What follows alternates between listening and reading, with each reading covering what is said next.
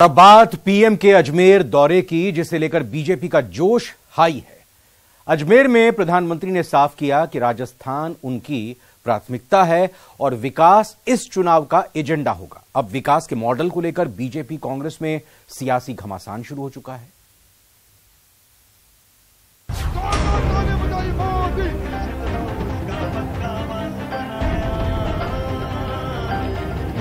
राजस्थान में भी एक जनादेश दिया था और बदले में राजस्थान को क्या मिला?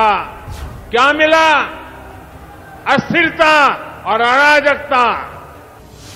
अजमेर से 23 की जंग का शंखनाद। ये समझ के परे कि हम अगर छूट दे रहे हैं महंगाई को देखते हुए, तो छूट कोई वन टाइम नहीं है। छूट कोई इलेक्शन टाइम के लिए नहीं, इलेक्शन तक आप इनको दे रहे हो, तब तो आप कैसे कोई रेवड़ी है। आप देखिए, एक कांग्रेस की गारंटी वाली आदत आज की नहीं है, पुरानी है। विकास पर सियासी वार पलटवार। आप तो मुझे ये बता दो, केंद्र की सरकार ने, दुनिया जानती है कि इन दिनों में 9 साल में 85 लाख करोड़ का कर्जा लिया। कर्नाटक के बाद बीजेपी राजस्थान पर फोकस कर रही है और कर्नाटक से सीख लेते हुए पीएम मोदी ने यहां प्रचार की कमान खुद संभाल ली है, और वो भी चुनाव से काफी पहले। केंद्र में अपनी सरकार के कामकाज के 9 साल पूरे होने के बाद मोदी ने अपनी पहली सभा के लिए अजमेर का चुनाव किया और संकेत दिए कि ये तो बस शुरुआत है, अभी चुनाव से पहले वो कई बार राजस्थान आएंगे।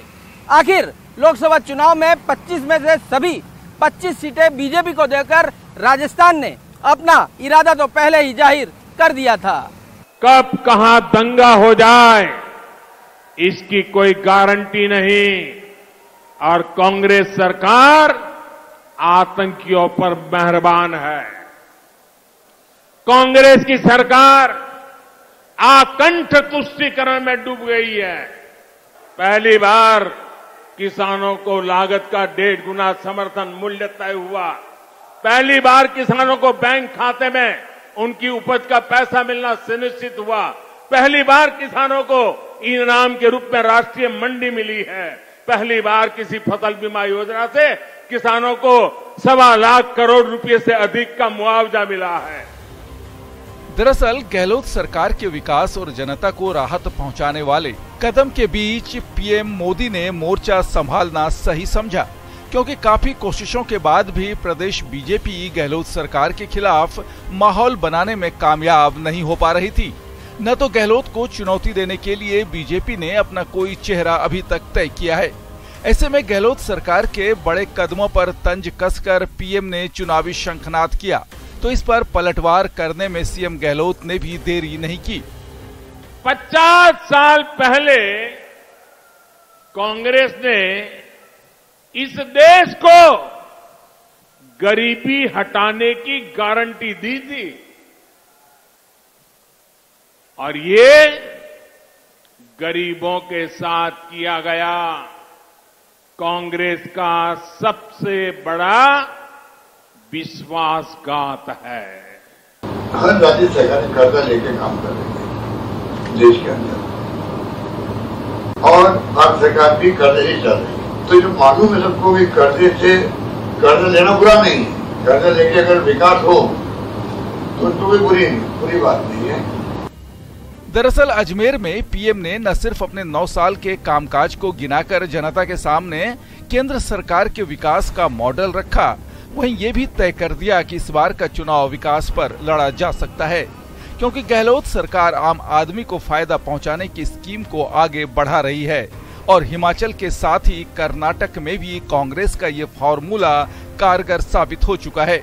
वहीं बीजेपी की रणनीति भी साफ है कि केंद्र सरकार के कामकाज और उनसे लाभ प्राप्त करने वाले लाभार्थियों को जोड़कर चुनाव की तैयारी की जाए। विशिष्ट व्यक्तियों से चर्चा हो, चाहे व्यापारियों से चर्चा हो, चाहे लाभार्थियों के साथ संवाद हो। प्रत्येक लोकसभा का एक बड़ा सम्मेलन होगा, जनसभा होगी।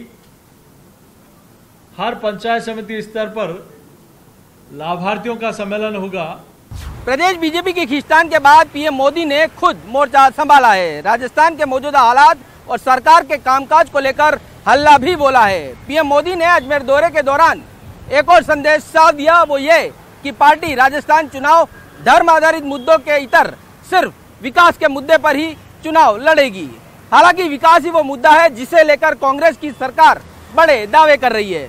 तो पीएम मोदी के दौरे के बाद विकास के मुद्दों पर ही बीजेपी और कांग्रेस में जोरदार सियासी वार और पलटवार दिख रहा है।